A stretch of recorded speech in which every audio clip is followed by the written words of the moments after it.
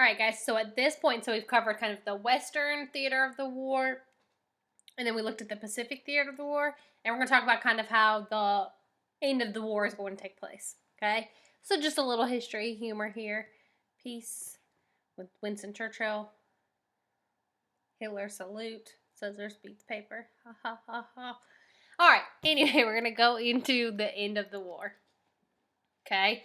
So we're going to see Italy kind of fall first. So remember we talked about Operation Torch and the Operation Take Back Northern Africa and push back into Italy towards Germany. This is going to cause, and again, you don't have to get the dates or anything like this. Most important one is going to be right here, September 3rd, 1943. Italy is going to surrender. Okay, so this is going to be the first of the Axis powers to kind of fall. This ended the rule of Mussolini. Okay, Mussolini was the totalitarian leader, and we're going to see that he does not have a happy leader. Okay, so Italy falls in 43. We're going to see fighting continuing until 45. So we're kind of condensing down the end of the war.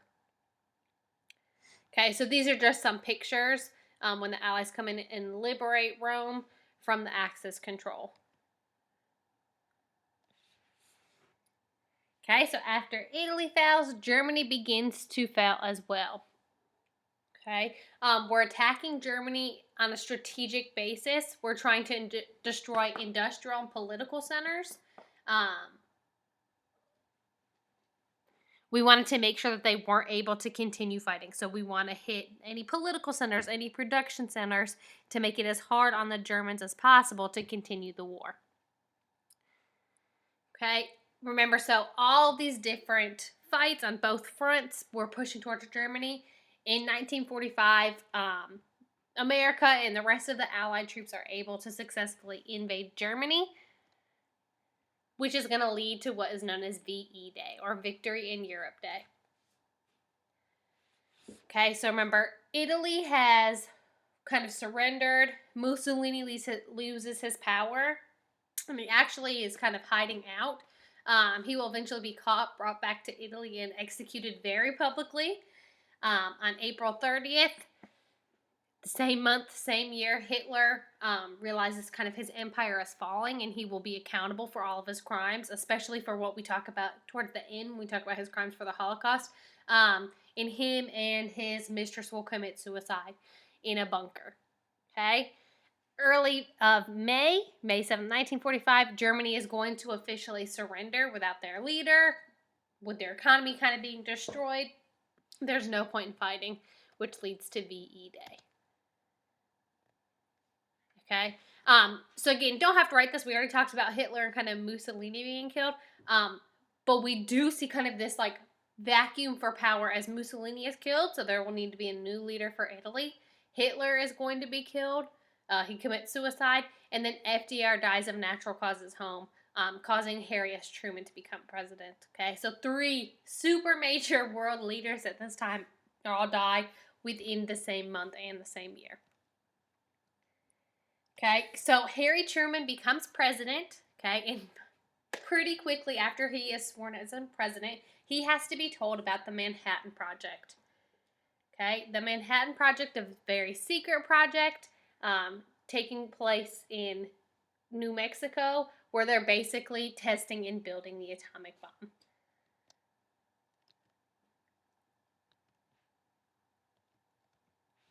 Okay, so again, key information that you need to get it. You need to know the name, the Manhattan Project. You need to know what they were doing, which is creating and testing the atomic bomb.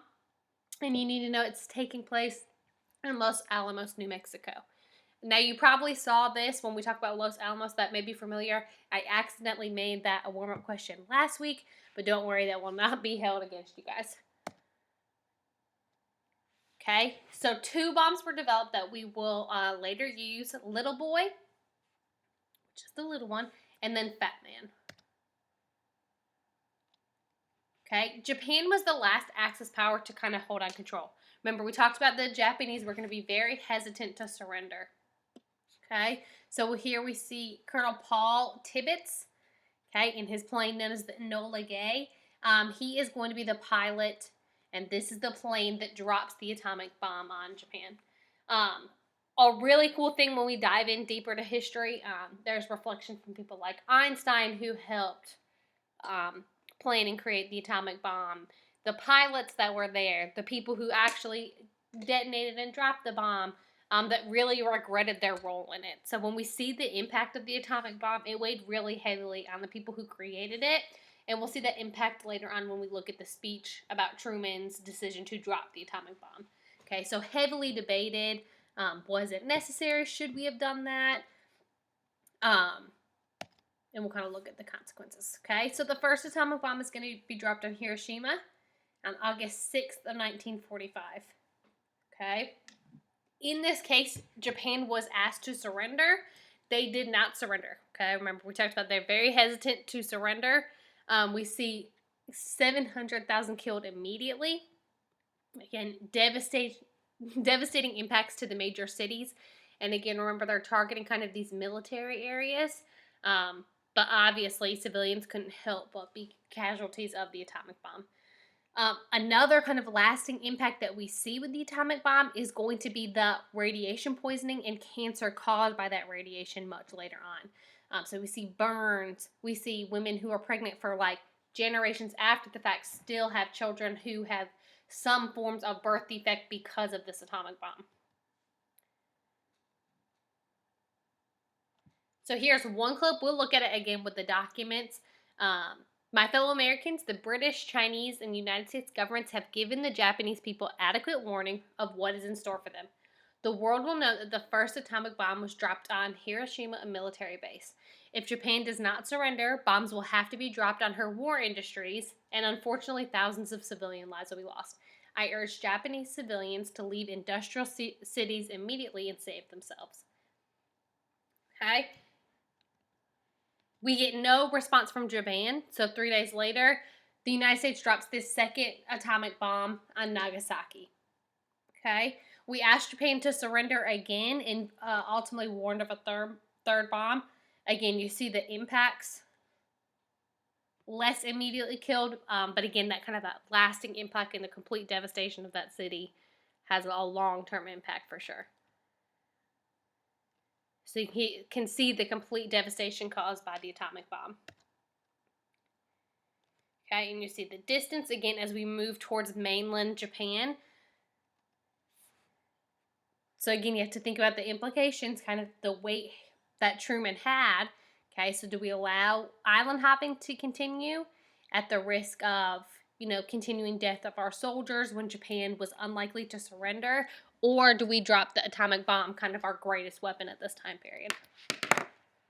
So again, you kind of see the lasting impacts. The cancer, the radiation caused chemical burns, caused hair loss, caused cancer. And again, this hit generations after generations.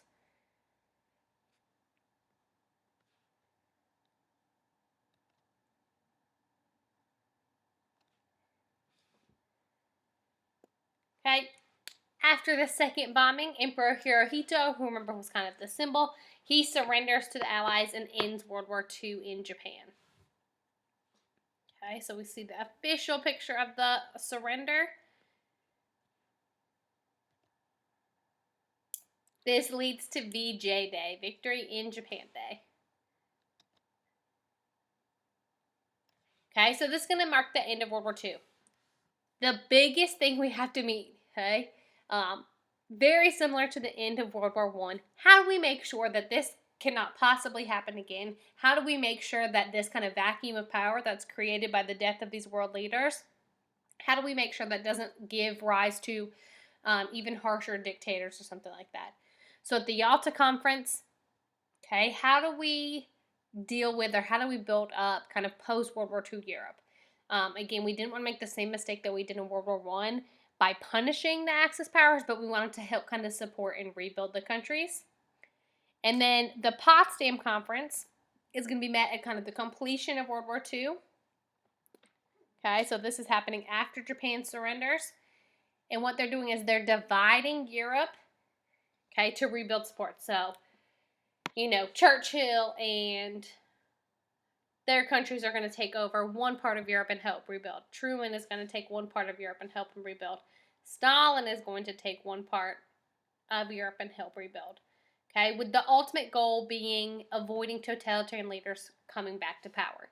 Okay, now there's obvious kind of one red flag that we have, that Stalin was a totalitarian leader. So how does that kind of play into the end of World War II and him gaining power? Okay, so this is going to actually lead into the tensions building up into the Cold War. But the U.S. was always kind of wary of Stalin, and they realized he was not going to live up to his promises of allowing Europe to be free. So remember, the Soviet Union was going to have one part of Europe to rebuild, and instead of helping rebuild them, we're going to see the Soviet Union kind of slowly attempt to take control over those areas. Okay, so you see them playing a poker game, United States, Great Britain, Soviet Union, and we see the Soviet Union not only controlling Europe, but again trying to build an empire. Okay, and then remember we talked about leading up to World War II, kind of the disaster and mess that the League of Nations was.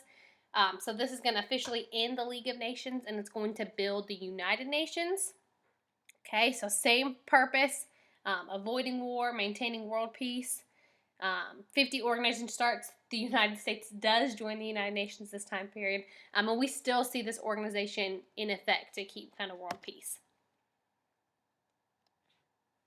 And again, just like we talked about, guys, after World War II, kind of the big difference between the ending of World War I and the end of World War II, we don't see really specific blame being brought forward. We don't see reparations being issued or anything punishing like that. We wanted to help rebuild Europe and Japan. Okay, so we see Douglas MacArthur, who helped in the Pacific. We're going to see him help rebuild and try to help create a democratic government in Japan. All right, and then tomorrow we're going to